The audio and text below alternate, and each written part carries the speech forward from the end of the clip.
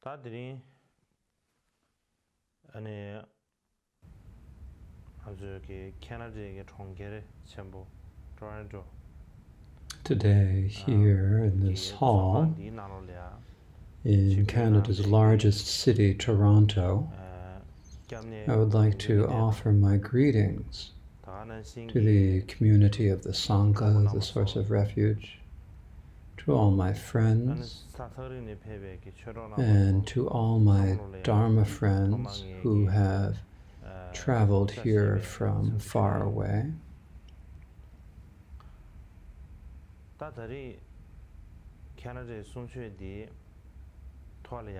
I did not have the opportunity to come in person to this year's teaching in Toronto. And I do feel a great deal of regret, and I'm very sorry about it. I'm deeply sorry.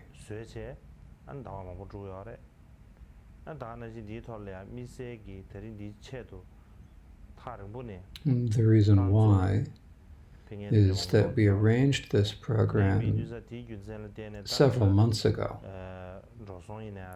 and there are many people who came specifically for this event from long distances away. They have given a lot, whether in terms of expense or in terms of physical and verbal effort. I feel extremely sorry that in the end I was not able to attend. However, just when I was about to depart to come, the doctor advised me that it would be better not to fly in an airplane because of my physical condition. So for this reason, for the time being, I must postpone my travels.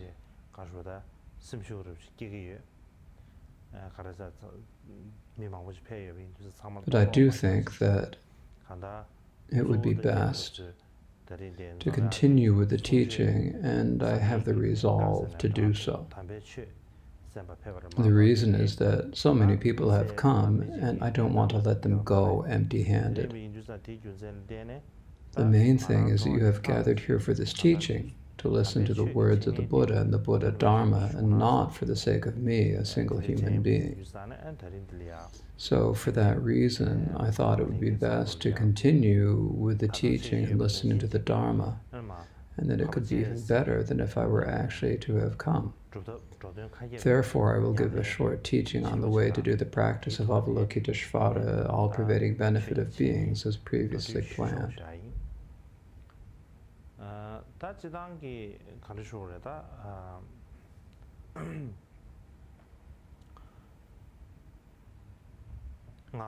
All of us sentient beings, all beings who have a mind, that is, not only human, but all sentient beings, we are all the same in wanting happiness and not wanting suffering.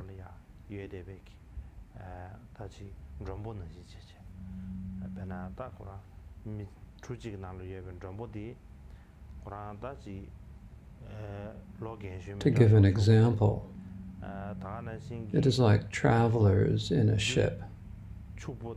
Those travelers might be of any age, they might be rich or poor, beautiful or ugly, but no matter how different their external appearances, all of the people in the vessel are going down the same path with the same destination.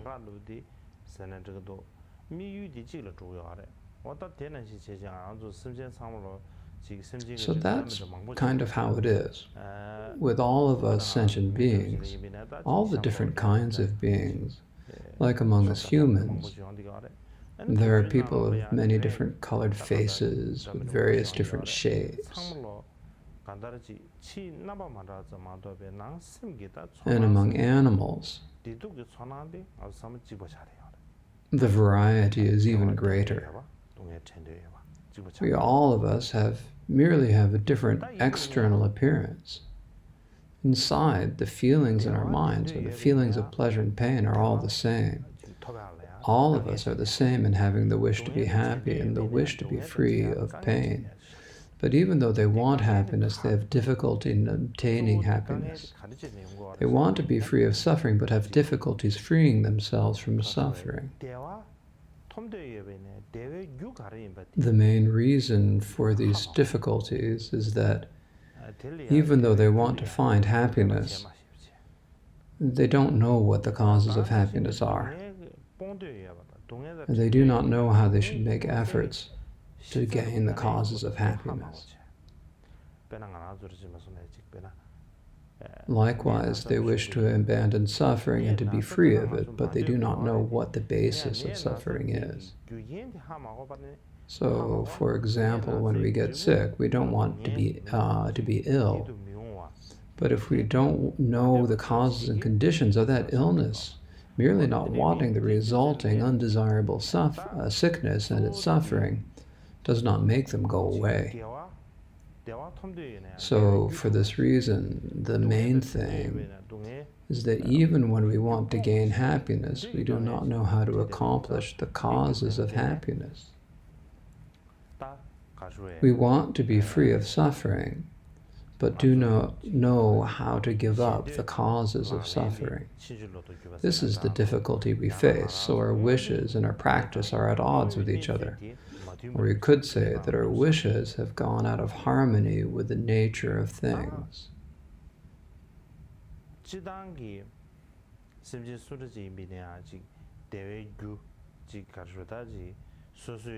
Generally, any being, no matter who they are, looks to see if they can bring about the causes of happiness insofar as they know them. They try to abandon the causes of suffering insofar as they know them.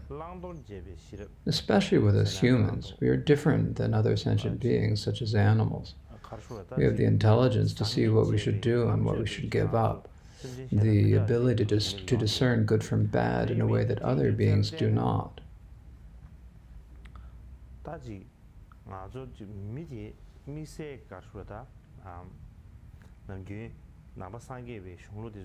This is why in the Buddhist scriptures it is said that we humans have what is called the precious human body. The precious human body is called precious because merely attaining a human body means that we have the ability to distinguish what we should do from what we should not.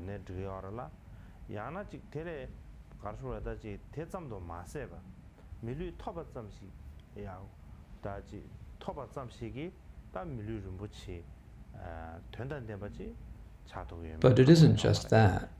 We cannot know whether merely attaining a human body means that it will be a precious, meaningful human body. For a precious human body to be meaningful, just as we want happiness, we should know how to accomplish the causes of happiness. Just as we don't want suffering, we should know how to give up the cause of suffering, misdeeds. If that is the case, then we have a human body that truly is precious. That precious human body becomes meaningful. And so for that reason, the main point is that we need to know what to do and what to give up. We want happiness and don't want suffering, but merely wanting or not wanting does not help.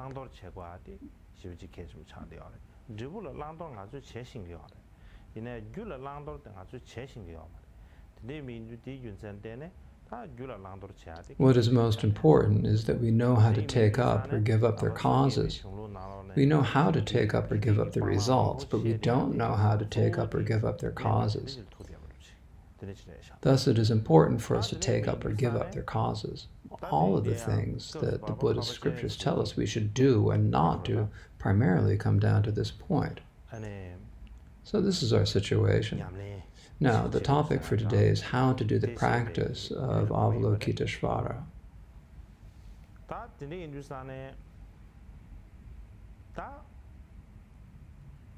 So with Noble Avalokiteshvara,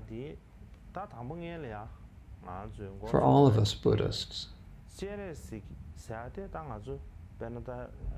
Especially for Mahayana Buddhists, whether Tibetan Buddhists or Buddhists in the Chinese tradition, there probably isn't any Mahayana Buddhist who has never heard his name.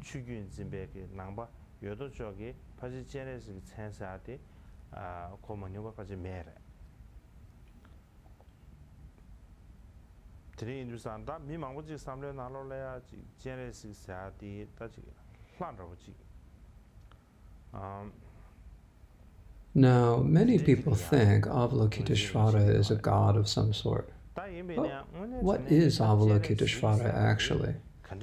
Normally, we explain that Avalokiteshvara is the name of a bodhisattva.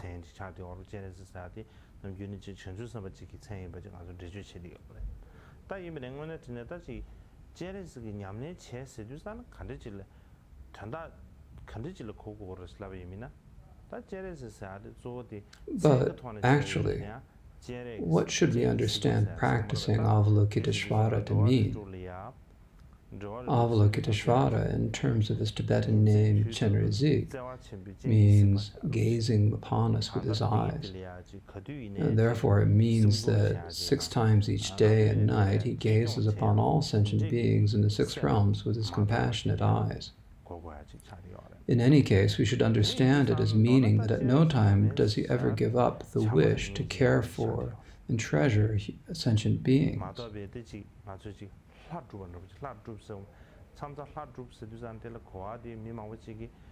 So in brief, the practice of Avalokiteshvara is the practice of loving kindness and compassion.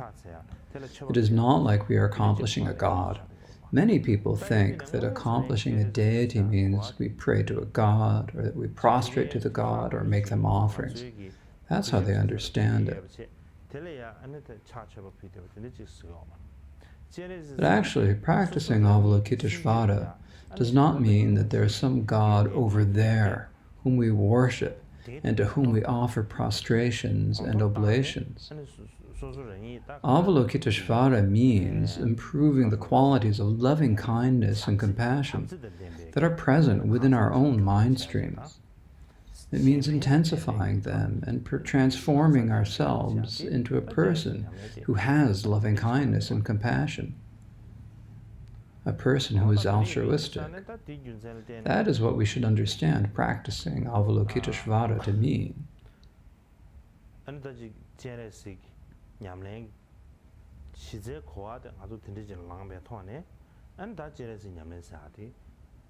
Therefore, that understanding is the basis that we should have when we start our practice of Avalokiteshvara.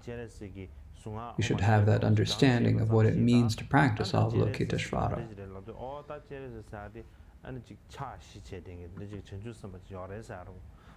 If we do not have that fundamental understanding, merely saying that we practice Avalokiteshvara, merely knowing how to recite his mantra Om Mani Padme Hum, and when asked what Avalokiteshvara is, merely replying that he is a bodhisattva with 4 arms, just knowing and saying that does not help.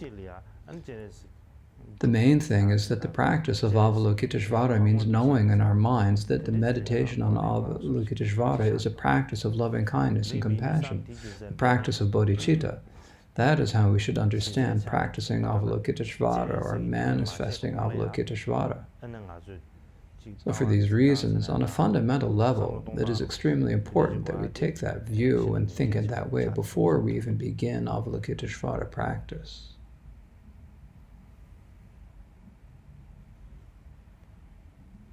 In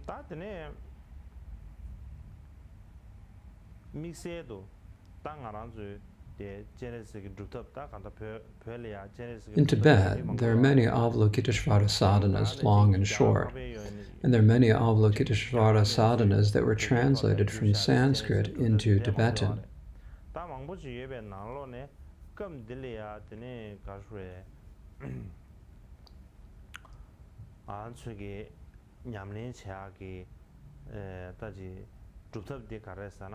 Among all those various sadhanas, the one we practice is the sadhana written by the Mahasiddha Thangtong Gyalpo called All-Pervading Benefit of Beings.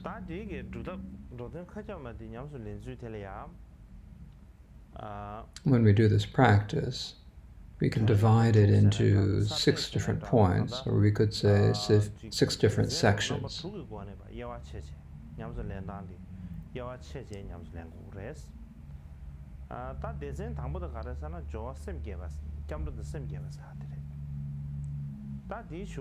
So there are these 6 different sections. The first section is the preparation rousing bodhicitta, refuge in bodhicitta. Following that, there are the main practice of visualizing the deity, the mantra recitation, and the other sections.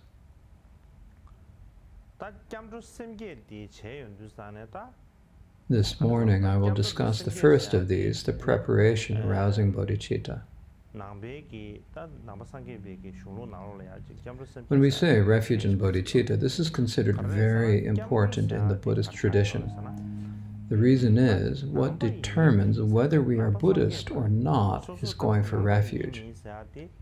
What determines whether or not we are Mahayana is whether or not we have relative bodhicitta within our mind stream.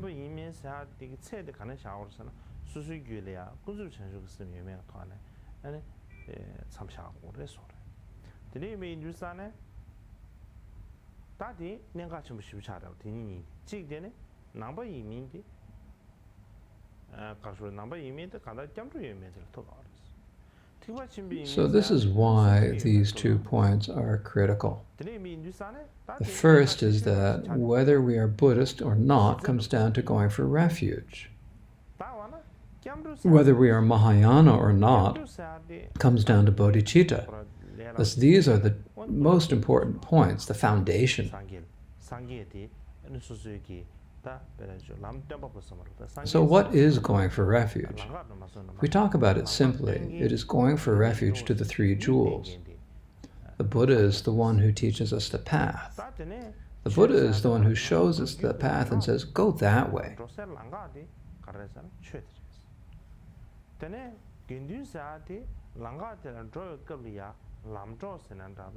Dharma means the path that we follow. So the path we go down is the Dharma.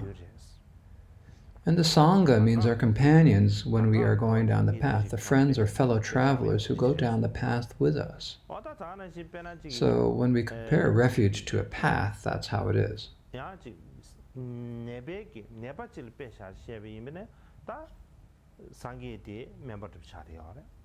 Or we can compare it to like a sick person.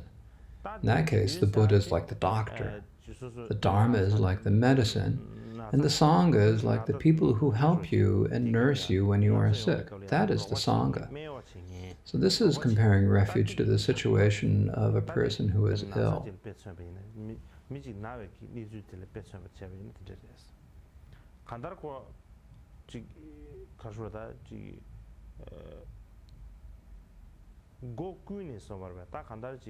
So there are many different ways, many different situations that we can use as analogies that help us come to an understanding of what going for refuge is.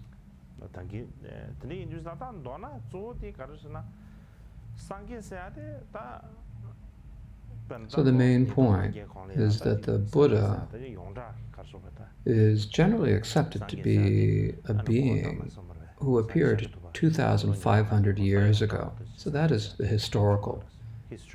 Historically speaking, this was the historical Buddha who appeared 2,500 years ago. This is the person who showed us the path, saying, this is the path. If you want to achieve liberation, this is the way you must go. So the Buddha is the one who teaches us the path.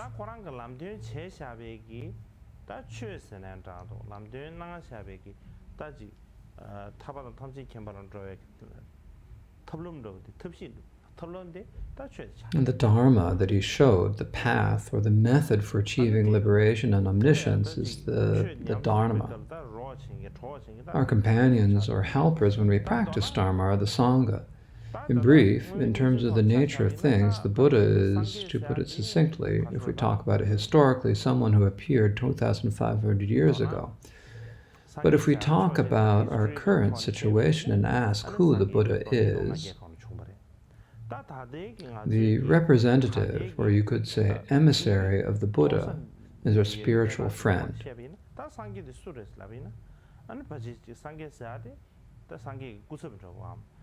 The spiritual teacher who shows us the path without making any mistakes is a representative of the Buddha.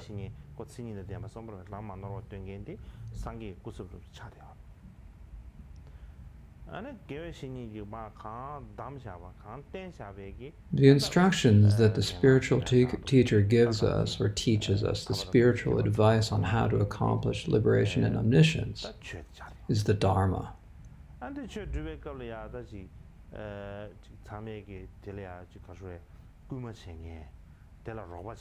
And when we practice the Dharma, the people who encourage us and help us, some of whom help us in terms of the Dharma, and some of whom help us materially, they are all the Sangha.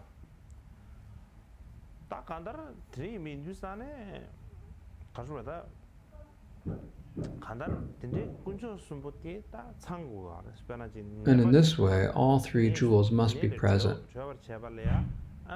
It's like if you have a sick person, for them to be cured of illness, they need a doctor, medicine, nurses, and so forth.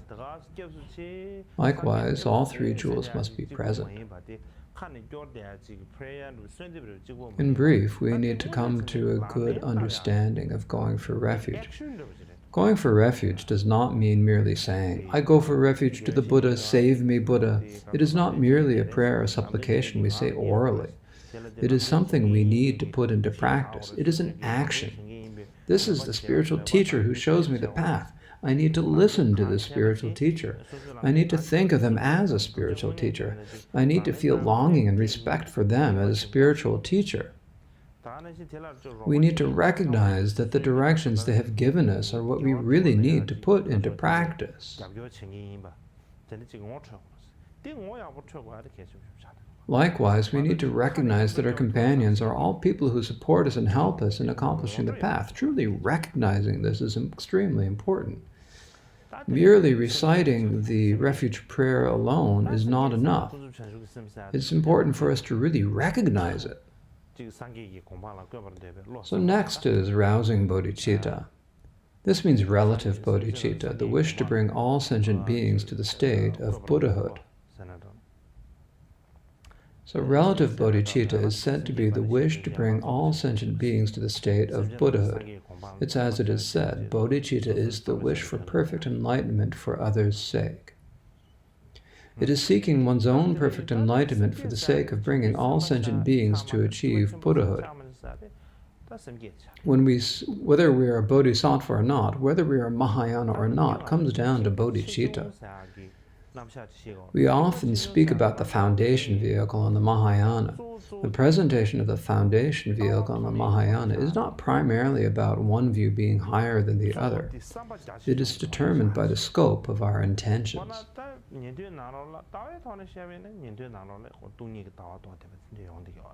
In terms of the view, among the Shravaka disciples, there are some who have realized emptiness, so we cannot distinguish the foundation vehicle from the Mahayana solely in terms of the view.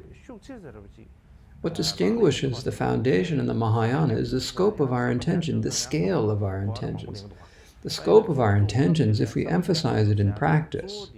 Sometimes there are different ways we can understand the scope of our intention, but mainly what we mean in this context is how much responsibility we can bear. Mahayana means someone who can carry an extremely large responsibility, so it is called the Mahayana. Someone who can bear a responsibility that is lesser in comparison to that is Hinayana, or foundation vehicle. Therefore, what determines Mahayana or foundation vehicle is how much responsibility we can bear. That is why it is said that what distinguishes the Mahayana and the foundation vehicle is bodhicitta. This bodhicitta is really a question we need to pose of our own mind. We need to look and see how much courage and how much resolve we actually have. We need to look. The extent of it is not something we can show anyone else.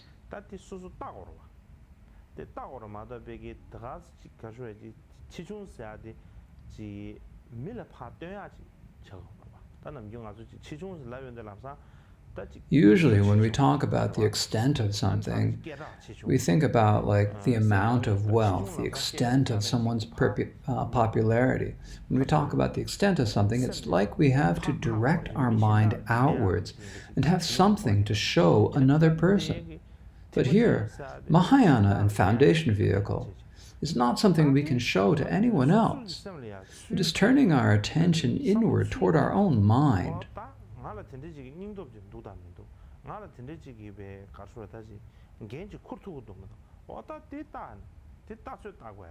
It is looking, do I have that much courage or not? Can I bear that much responsibility or not? That is what we need to look at. If we are able to take that much responsibility, then we are Mahayana. If we aren't, then we are not Mahayana. Thus, even if we present ourselves to others as if we were Mahayana, in actuality we would not be Mahayana. So for this reason, going for refuge in rousing bodhicitta is critical. It is included among our preliminary dharmas. When we say a preliminary dharma, many people think that it must be less important and that the main practice is something that is more profound and more important. But actually, the preliminaries are the foundation. When you build a house, most of the expense goes initially into laying the foundation. We need a really stable foundation. If the foundation is good, then the actual practice, the house, will be able to sit stably.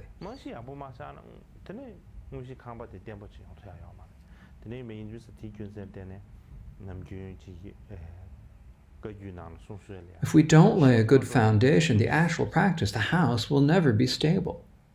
Therefore, we say in our Kagyu tradition that the preliminaries are more profound than the main practice. Likewise, it is said in the Kadampa teachings, if you do not realize death and impermanence, Guhya Samaja is not profound. If you understand death and impermanence, the 3 lines of refuge are profound.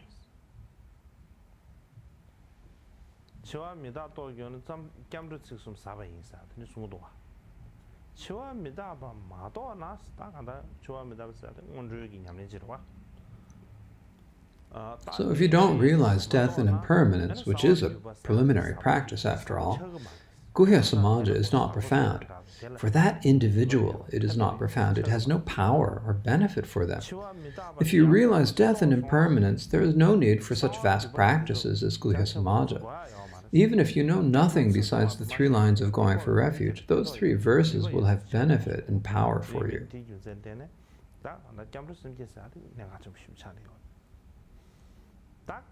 This is why going for refuge and rousing bodhicitta is a critical point. In this context, to discuss it in terms of practicing this sadhana, we need to understand the visualization. The visualization is usually taught as follows. Now, in the sky in front of you, there is a beautiful white cloud, and on top of it, there are many rainbows and beams of light forming a tent, making really beautiful patterns.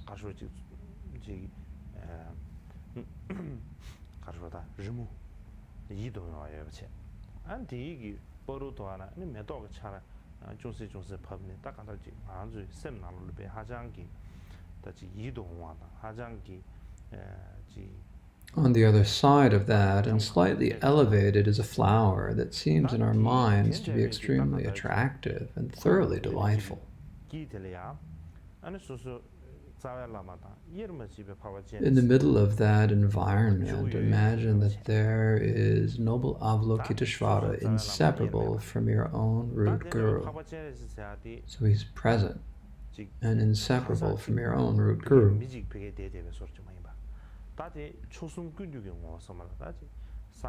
So that noble Avalokiteshvara is not like a single individual or person over there someplace.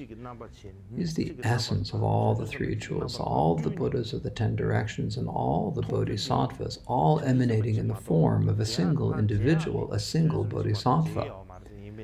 What we see is only a single Bodhisattva, but we think that he is all the Buddhas and Bodhisattvas combined into one. an emanation of all the Buddhas and Bodhisattvas of the 10 directions.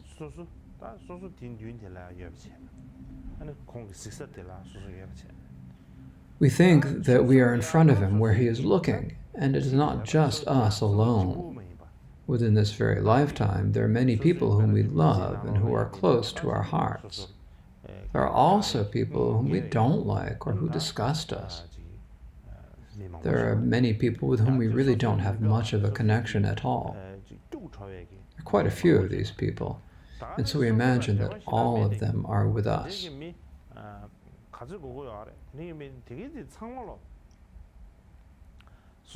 We don't distinguish between friend and enemy or divide them into factions or parties.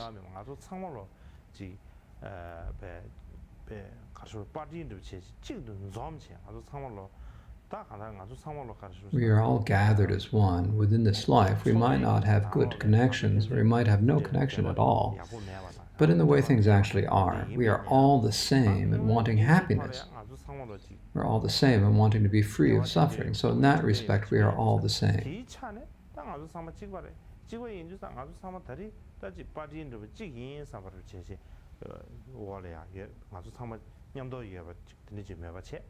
Since we are all the same, we are all in the same boat. We imagine that we are all together. And then we think that all of us, not just me alone, all of us need to be freed from suffering.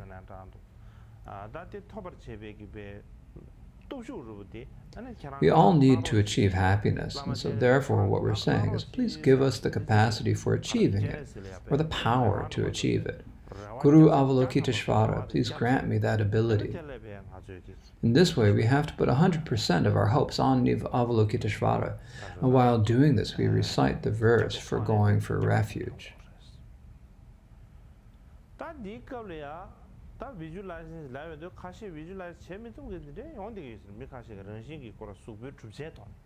At this point, when we say that there is a visualization, but there are some people who are unable to visualize, this is just a naturally part of their physical constitution. There are people who, just as when told that they should visualize, imagine in a certain way, they're just unable to do it. Sometimes people have the difficulty that they can't do what you're supposed to do. The image just doesn't come out. But I think the main thing here is not what the image is like. What is foremost is the feeling that you have had in your mind, as I said before.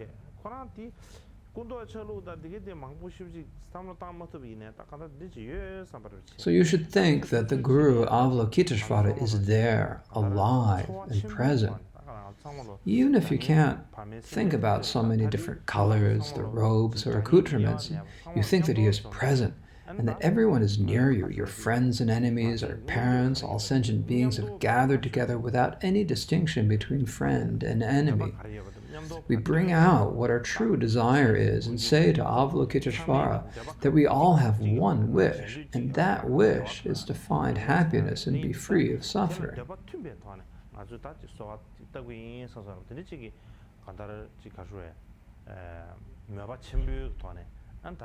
We think that we are all praying with similar wishes, and in this way go for refuge with great longing. Then we say the well-known prayer for going for refuge. In the Buddha, Dharma, and Supreme Assembly, I take refuge until attaining enlightenment. Through the merit of practicing generosity and so on, may I attain Buddhahood in order to benefit beings. I think most of you probably already know this verse well.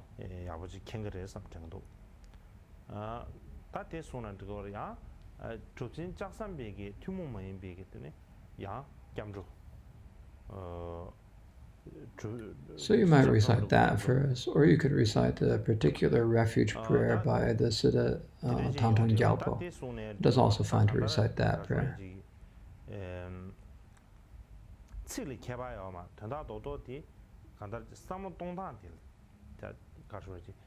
Whichever prayer you recite, the words make no difference. The most important point is how to think.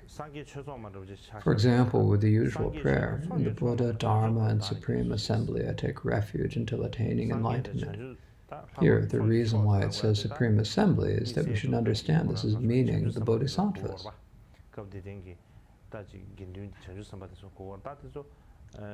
So in this context, we should understand it as the bodhisattvas being the Sangha. Now it's fine if you know the difference or don't know the difference, but we think that from now on, until we achieve Buddhahood, from lifetime after lifetime I will go for refuge. Through the merit of practicing this meditation, may I attain Buddhahood in order to benefit beings. Even if now I only do one virtuous act, whether being generous, maintaining discipline, or so forth, the aim in doing it is to bring all sentient beings in the 6 realms to achieve Buddhahood. It means thinking I am doing it so all beings may achieve Buddhahood. It means doing it imbued with bodhicitta.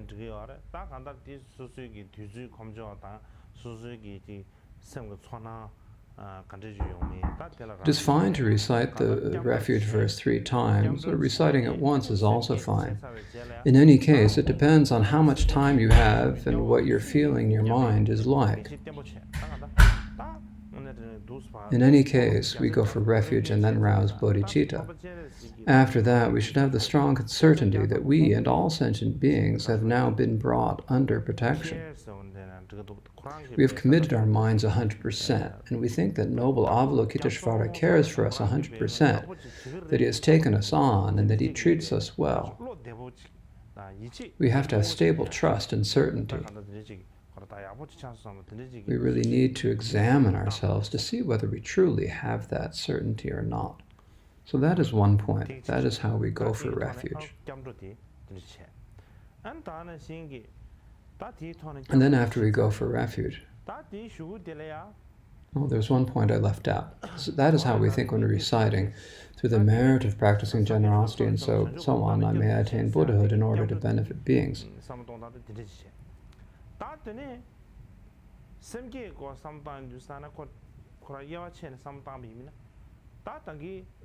Next, when we think about bodhicitta, there is a difference.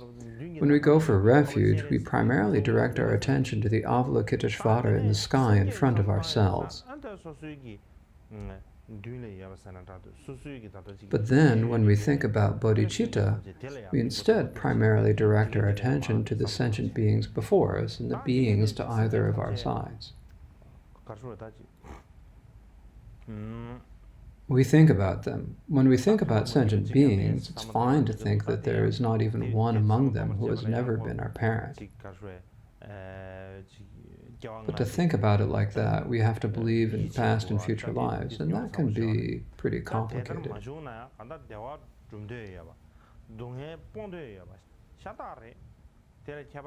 If we cannot conceive of it like that, then every one of them wants to become happy and give up suffering. There's no difference at all. They are all the same. They want to abandon suffering, but don't know how to create the causes for abandoning suffering.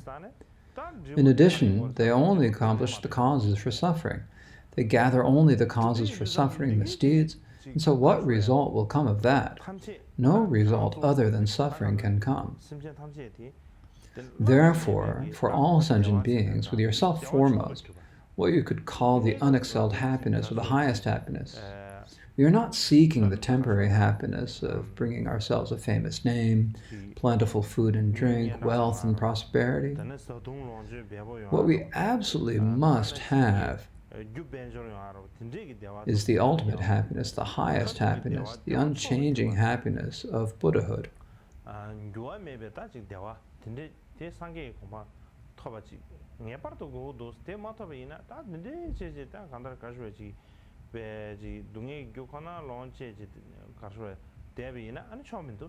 If we do not achieve that, there is no point in solely creating the causes of suffering. We might have had the thought, wouldn't it be wonderful for all sentient beings to achieve that highest of happinesses? But other than wondering what to do, we feel as if we don't have the power to bring that out. Because we lack that, we think, I will practice the sadhana of Noble Avalokiteshvara. I will learn about Noble Avalokiteshvara. I will put the practice of Noble Avalokiteshvara, the practice of loving kindness and compassion, into practice. 때 냠서 랭게인스 데네 가르로 냠서 레네 파바제네스 난신지 요하게 베즈치기 삼바르지 데네지기 So we think, I will put effort into becoming just like noble Avalokiteshvara. We should rouse bodhicitta with such fervent longing. Once we have done that, we recite the words, "Through the merit of practicing this meditation, may I attain Buddhahood in order to benefit beings." Here we don't say practicing generosity and so forth as normal. Instead, we say that so that we gain a particular understanding, we say the merit of practicing this meditation. The intent of this is that because of the merit of visualizing Avalokiteshvara's body, reciting his mantra, and so forth, on this occasion, because of this, I will achieve the level of Buddhahood for the sake of all sentient beings. We recite these words of bodhicitta aloud. You recite these a few times depending upon how much time you have. After you have gone for refuge and roused bodhicitta, the way you should think is that from the body of the Avalokiteshvara you have been visualizing in the sky before you, there shine many rays of light.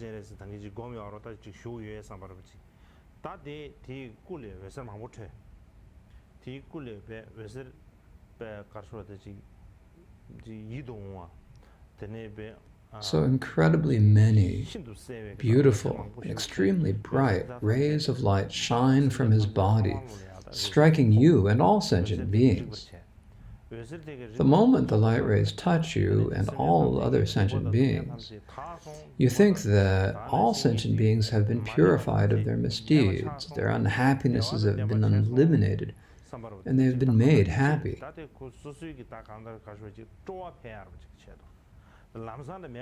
You should really believe this. We do this to increase our enthusiasm.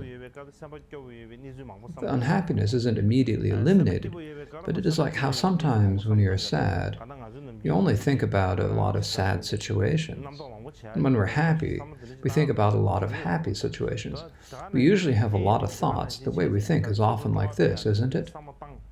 Similarly, when we think in this way to increase our enthusiasm, in Noble Avalokiteshvara, the Noble Avalokiteshvara also turns into the nature of light and dissolves in you.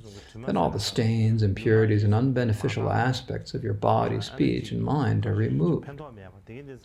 Your body, speech, and mind become really powerful. They gain the great ability to act for others' benefit. You imagine that this is what happens.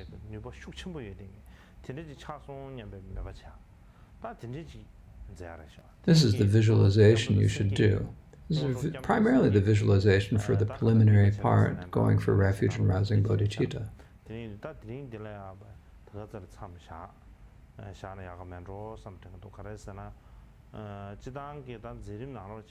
So I think it is probably best to leave it here for this morning. This is because in the schedule it says the session should be about 2 hours.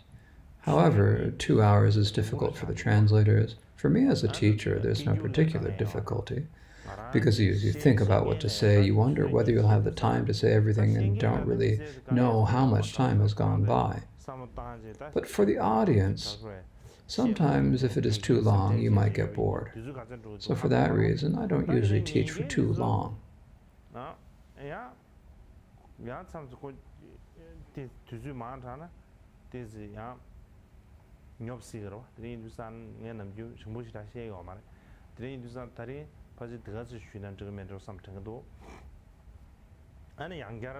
So I think that is enough for now.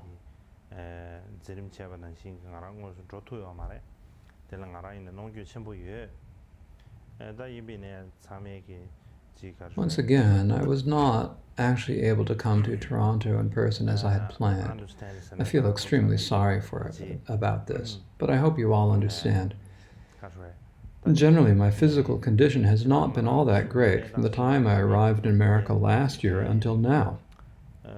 There's nothing terribly wrong, but it's like my body has become kind of weak.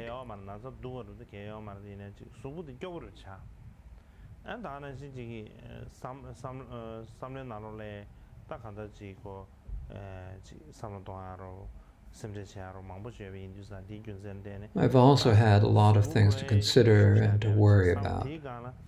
So my body has not been so strong, and on top of that, I've had many worries and a lot of pressure. When you put those two together, it gets a bit difficult. So I'd like to beg all of your pardon.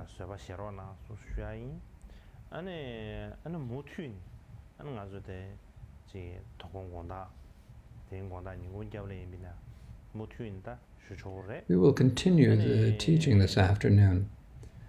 Another thing to say in particular is that on the last afternoon there's supposed to be an empowerment of Avalokiteshvara according to the schedule. Since I can't actually attend, if we try to give the Avalokiteshvara empowerment over live webcast, it would be a bit strange.